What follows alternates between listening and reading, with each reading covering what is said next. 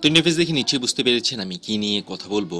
Chittagong city কর্পোরেশনের suggestion এবং এর কাজ কি, প্রশ্ন প্যাটার্ন কীরকম হবে, কি কি বই পড়তে হবে এবং পরীক্ষা কবে নাগাদ হবে, এই সকল বিষয় নিয়ে আলোচনা করা হবে। অবশ্যই আমি দেখেন যে সাজেশনটার কথা বলবো সেটা দিয়ে আপনি সকল সরকারি গভর্নমেন্ট পরীক্ষার জন্য পড়তে পারবেন। কারণ সকল সরকারি গভর্নমেন্ট পরীক্ষার যে বাংলা, ইংরেজি, গণিত কিংবা সাধারণ জ্ঞান আছে, যে টপিকগুলো আছে সেগুলো সেম, কিন্তু কিছু জিনিস ভিন্নতা আছে। সেটা কি, সেই জিনিসটাও আমি আপনাদেরকে বলে দিব। তো আপনি যদি আমার চ্যানেলে নতুন হয়ে থাকেন তাহলে অবশ্যই ভিডিওকে লাইক, কমেন্ট, শেয়ার এবং সাবস্ক্রাইব করুন। সাবস্ক্রাইব করে অল বাটনটা সেট করে দিন। এখন চলে যাচ্ছি মূল ভিডিওর দিকে। তো এইখানে চট্টগ্রাম সিটি কর্পোরেশনের যে কাজটা আছে সেটা আমরা কম বেশি সবাই জানি। কি কি ধরনের আমাদের কাজ করতে হবে সেটা অবশ্যই আমরা একটা আইডিয়া আছে। আমাদেরকে মাঠেও কাজ করতে হবে, অর্থাৎ ফিল্ডেও কাজ করতে হবে, আবার অফিসিয়ালি কিছু কাজ করতে হবে, কম বেশি আমাদের আইডিয়া আছে। প্রশ্ন প্যাটার্ন কীরকম হবে দেখেন, বিগত বছরে যদি আমি প্রশ্ন হিসেবে ধরি তাহলে বিভিন্ন রকম হতে পারে। আবার যদি আমি বিগত বছরের প্রশ্ন না ধরে যদি আমরা সাধারণত গভর্নমেন্ট পরীক্ষা হিসেবে ধরি তাহলে দুই রকম হতে পারে। একটা হলো এমসিকিউ এবং অন্যটা হলো লিখিত। এখন এমসিকিউ হলো সেটা আমাদের আইডিয়া আছে, লিখিত হলো আমাদের আইডিয়া আছে। এখানে আমাদের তৈরি করা সাজেশন আছে, যেটা হলো 100 টাকা, অর্থাৎ যেটা বিস্তারিত প্রশ্ন এবং উত্তর, বিগত সালে বিভিন্ন মন্ত্রণালয়ে আসছে এমন প্রশ্ন উত্তর সহ, সেটা হলো 100 টাকা। আর যেটা শুধুমাত্র সিলেবাস এবং কিছু প্রশ্ন উত্তর এই সম্মিলিত আছে সেটা 50 টাকা। আমি উদাহরণ হিসেবে যদি আপনাদেরকে সেই জিনিসটা দেখিয়ে দিই, যেমন এটা সাধারণ জ্ঞান, এটা ইংরেজি, এটা গণিত, এটা বাংলা, এই জিনিসগুলো হলো সাজেশন। যেটা 50 টাকা দামে বলা হয়েছে সেটা হলো এইটা। আর আপনাদেরকে দেখানোর জন্য আমি আলাদাভাবে একটা ছোট্ট করে তৈরি করে রাখছি, যেমন উদাহরণ দেওয়ার জন্য যে কীরকম, যেমন অফিস সহায়ক, কম্পিউটার অপারেটর, বিভিন্ন অধিদপ্তর পরিদপ্তর সহ সকল, অর্থাৎ 11তম থেকে 20তম কিংবা পূর্ববর্তী 3য় ও 4র্থ শ্রেণীর লিখিত পরীক্ষার সাজেশন। এটা লিখিত পরীক্ষার জন্য, কিন্তু মৌখিক পরীক্ষা সেটা আপনাদের উপর ডিপেন্ড করবে। এমসিকিউ কী ধরনের হবে, ওই যে বলছিলাম একটু আগে যে পরীক্ষা কয় ধরনের হতে পারে কিংবা পরীক্ষার প্রশ্ন প্যাটার্ন কী, সেটা হলো দুই রকম হতে পারে। একটা হলো লিখিত, একটা হলো মৌখিক, এমসিকিউ। এখন লিখিত যেটা আছে, যে জিনিসটা লিখিত আছে সেটা কীরকম হবে সেটা এখানের মধ্যে আপনারা দেখতে পারবেন। আর এমসিকিউ যেটা হবে সেটা আমরা যদি এমসিকিউর প্রশ্ন উত্তর এখানে দেওয়া থাকবে, ওইখান থেকে আইডিয়া নিতে পারবেন। কিন্তু এই পরীক্ষায় লিখিত হবে নাকি এমসিকিউ হবে সেটা বোঝা যাচ্ছে না। কারণ সাধারণত অ্যাডমিট কার্ড দেখে, যে অ্যাডমিট কার্ডগুলো আছে সেই অ্যাডমিট কার্ড দেখে সাধারণত ধরা হয় যে এটা এমসিকিউ হতে পারে কিংবা এটা লিখিত হতে পারে।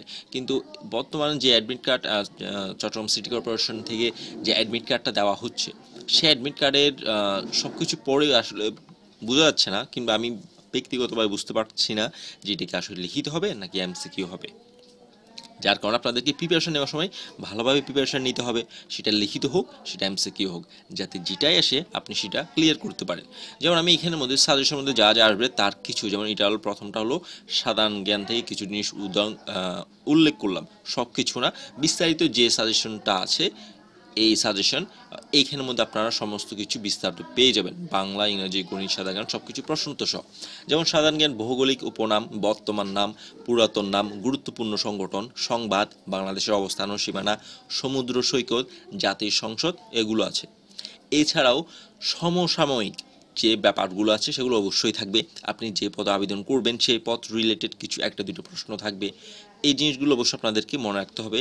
এছাড়া আপনি সিটি কর্পোরেশনের আন্ডারে যেহেতু আবেদন করবেন, পরীক্ষা দিবেন, তাহলে সিটি কর্পোরেশন সম্পর্কিত কিছু প্রশ্ন অবশ্যই থাকবে।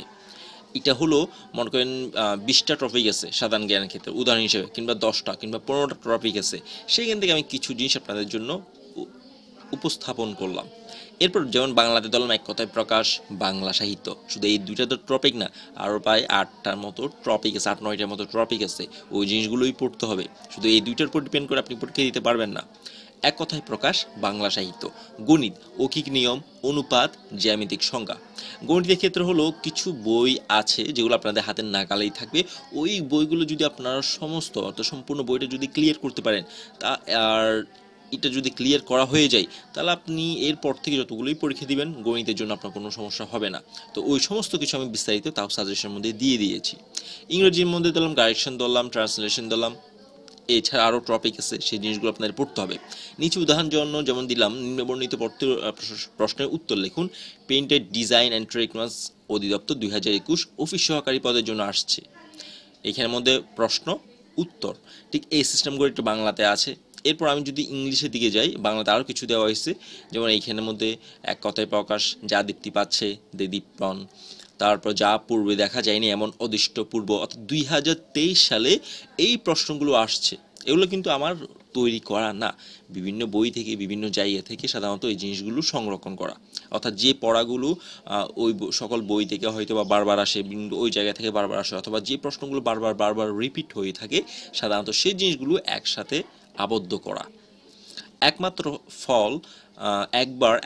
ফল দেয় মরে যায় যে উদ্ভিদ, অর্থাৎ জীবন শুধুমাত্র একবারই ফল দেয় আর এরপরে মারা যায়, সেটা হলো ঔষধি গাছ। অন্য যুগান্তর, এই প্রশ্নগুলো আপনারা যদি গভর্নমেন্ট পরীক্ষা একটা দুইটা যদি দিয়ে থাকেন, সেক্ষেত্রে আপনারা কিন্তু একটা আপনাদের আইডিয়া হয়ে যাবে যে প্রশ্নগুলো বারবার আসে এটা। এগুলো এই সকল যে প্রশ্নগুলো এখানে আপনারা দেখতে পারতেছেন, এগুলো 2023 সালে আসছে, অর্থাৎ সারা বছর মিলে যতগুলো বাগধারা কিংবা যতগুলো এক কথায় প্রকাশ আছে সেই জিনিসগুলো এখানের মধ্যে সিরিয়াল বাই উল্লেখ করা আছে। এরপর এখানে ধরলাম গণিতের ক্ষেত্রে যেমন এটা লসাগু প্রশ্ন উত্তর দুইটাই এখানের মধ্যে দেওয়া আছে। এরপর আমি চলে যাচ্ছি এখানের মধ্যে গণিতের আরও অন্য জিনিস আছে, অর্থাৎ প্রশ্ন তো আছে, সেই জিনিসগুলো আপনারা এখানে দেখতে পারতেছেন। এরপর সাধারণ জ্ঞানে চলে আসলাম, যেমন বাংলাদেশের দীর্ঘতম, বৃহত্তম, প্রশস্তম এবং গভীরতম নাব্য নদীর নাম মেঘনা। দেখেন কয়টা, যদি বাংলাদেশের দীর্ঘতম নদী বলা হয় সেটাও মেঘনা, বৃহত্তম সেটাও মেঘনা, প্রশস্ততম সেটাও মেঘনা, গভীরতম সেটাও মেঘনা, আর এটা হলো নাব্য নদীর নাম মেঘনা। তাহলে বাংলাদেশের দ্বিতীয় দীর্ঘতম নদী কি?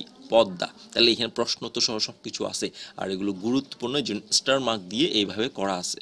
এবং উৎপত্তি স্থল, নদীর মিলনস্থল, এই ধরনের সম্পর্কিত সমস্ত কিছু এখানে কিন্তু আপনারা পেয়ে যাবেন। আমি ইংরেজিতে ধরলাম, যেমন স্বরাষ্ট্র মন্ত্রণালয়, এটা স্বরাষ্ট্র মন্ত্রণালয় 2016, কম্পিউটার অপারেটর এসেছে, অর্থ মন্ত্রণালয় এসেছে, মাধ্যমিক উচ্চ মাধ্যমিক অধিদপ্তরে এসেছে।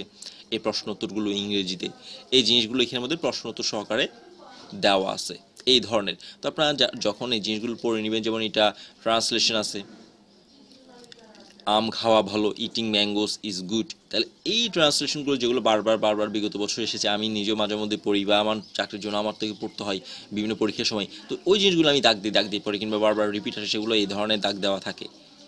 তো এই জন্য বলতেছি, আপনারা যদি সাজেশনটা নেন আপনার অনেকটা ক্লিয়ার হবে। তো আমি একটা সর্বশেষ একটা গুরুত্বপূর্ণ কথা এটাই বলবো, যে কখনো 100% সাজেশনের উপর নির্ভর করবেন না। 100তে 100% কখনো সাজেশনের উপর নির্ভর করবেন না। সাজেশনের উপর নির্ভর করবেন আপনারা 20%। আর আপনার মূল বই, অর্থাৎ যে সাজেশনের যে সিলেবাসটা আছে, সিলেবাসটার উপর ভিত্তি করে যে পড়াগুলো আছে, যেমন এরকম এগুলো একটা টপিক, এটা একটা টপিক, এই টপিকগুলো আপনার মূল বই, বিভিন্ন বই থেকে আপনি যত বেশি পড়তে পারবেন সেটাই আপনার মূল পড়া, ওইখান থেকে সাধারণত আপনি ক্লিয়ার করতে পারবেন। সাজেশন হলো, মনে করেন এইখানের মধ্যে আমি 1টা 2টা 3টা 4টা 5টা 6টা 7টা 8টা 9টা 10টা আমি টপিক নিলাম। এই 10টা টপিক থেকে হয়তো বা পুরাতন নাম, সংবাদ কিংবা বাংলাদেশের অবস্থান গুরুত্বপূর্ণ, তো এই 3টে টপিক আমি আলাদাভাবে একটা সাজেশন কিংবা একটা পড়ার মধ্যে আবেদন করলাম, কিংবা একটা নোটের মধ্যে আবেদন করলাম, আর ওই নোটটাই মূলত আমরা সাজেশন হিসেবে চিনি। 100টা পড়া আছে কিংবা 10টা পড়া আছে, সেখান থেকে গুরুত্বপূর্ণ যে পড়াগুলো সেগুলো আলাদাভাবে একটা নোট করে ফেলা, আর ওই নোটটাকে একটু ভালোভাবে পড়া। অর্থাৎ আমি এটা যদি 80% দিয়ে পড়লাম, ওগুলো আমি 20% দিয়ে, শুধু ওই 3টে পড়াকে 20% দিলাম, বাকি সবগুলোকে দিলাম আমি 80%, শুধু ওই 3টাকে দিলাম 20%। তাহলে ওগুলো আমার একটু ভালোভাবে পড়া হলো। যদি ওই 3টে অপশন থেকে, যেমন পুরাতন নাম, সংবাদ, বাংলাদেশের অবস্থান, সাপোজ এই 3টাতেই যদি ভুলক্রমে চলে আসে, কিংবা অবশ্যই চলে আসে, তাহলে আমার যেন কোনো ভুল না হয় লিখতে, আনসার করতে কোনো যেন ভুল না হয়, আমি যেন সেটা আনসার করতে পারি নির্ভুলভাবে, এবং আমার ওই নাম্বারটা যেন চলে আসে। ওইটাই হলো মূলত সাজেশন। কিন্তু অনেকে আমরা কী করি, যে আমরা যে মূল পড়াগুলো আছে, যে এই মূল পড়া, এগুলোকে আমরা বাদ দিয়ে ও সাজেশনে যে 3টে থিসিস শুধু এগুলোই পড়ে যাই, এগুলোর উপরে আমি চাকরি করতে বসে থাকি, কিংবা ওগুলো করে আমি চাকরি পরীক্ষায় পাশ হয়ে যাব, এটার উপর নির্ভর করে থাকি। এরকম হলে আপনি চাকরি পাবেন না, সোজা কথা, এরকম হলে আপনি কখনো চাকরি পাবেন না। কারণ হাজার স্টুডেন্ট আছে যারা সম্পূর্ণ টপিকগুলো ভালোভাবে পড়তেছে, তারপর গুরুত্বপূর্ণগুলো একটু জোর দিয়ে পড়তেছে, যাতে নাম্বার কাটা না যায় ওই সকল প্রশ্নগুলো থেকে প্রশ্ন আসলে। কিন্তু আপনি কি করতেছেন, আপনি কোনো কিছুই করতেছেন না, জাস্ট ওগুলো। তো মনে করেন আপনি যে 3টা ভালোভাবে পড়লেন, সেই 3টা না আসে অপর 3টা ভালোভাবে আসলো, তখন কি করবেন? তখন তো আপনি ফেল যাবেন, আপনি আর পাস করবেন না। তো এই জন্য আপনাদের সমস্ত কিছু ভালোভাবে পড়তে হবে। ওইখান থেকে যে সকল পড়াগুলো গুরুত্বপূর্ণ, এমনও হতে পারে যে প্রত্যেকটা থেকে কিছু কিছু অধ্যায়, কিছু কিছু টপিক, কিছু কিছু পড়া গুরুত্বপূর্ণ, আর সাজেশনের মধ্যে সেগুলো উল্লেখ আছে। তো সেক্ষেত্রে আপনি ওগুলো পড়লে তাহলে সবগুলো থেকে যে গুরুত্বপূর্ণ পড়াগুলো আছে ওগুলো যদি চলে আসে, তাহলে আপনি নির্ভুলভাবে আনসারটা করতে পারবেন। এটাই মূলত সাজেশন। আর আমরা অনেকে মনে করি যে না, শুধুমাত্র সাজেশনটা পড়লেই চলে আসবে আর বাকি কোনো পড়া পড়তে হবে না। তো এই জিনিসটা ভুল।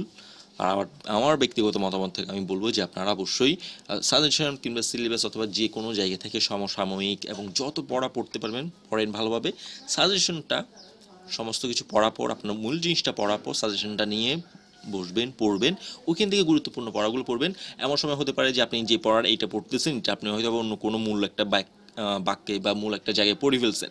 এখন যখন এটা পড়তে আসবেন, আপনার রিভিশন হয়ে গেল, এক প্রকার ওয়ান কাইন্ড অফ আপনার রিভিশন হয়ে গেল, আপনি পড়াটা আবার একটু চর্চা করে ফেলতে পারলেন এরকম। তো এই জিনিসটা যদি আপনি বারবার বারবার করেন, দেখবেন যেটা আপনার ঠোঁটস্থ হয়ে গেছে।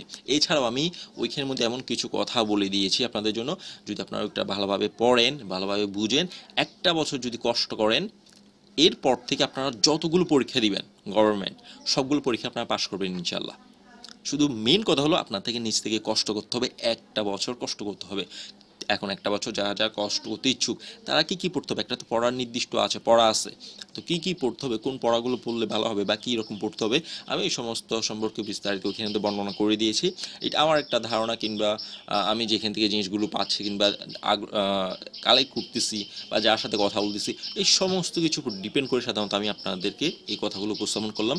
আমার কথা ভুল হতে পারে, কারণ আমি একজন মানুষ, তবু ধরলাম ভুল হলেও 100%-এর মধ্যে 40% তো আসবে, এটা একটা বিশ্বাস।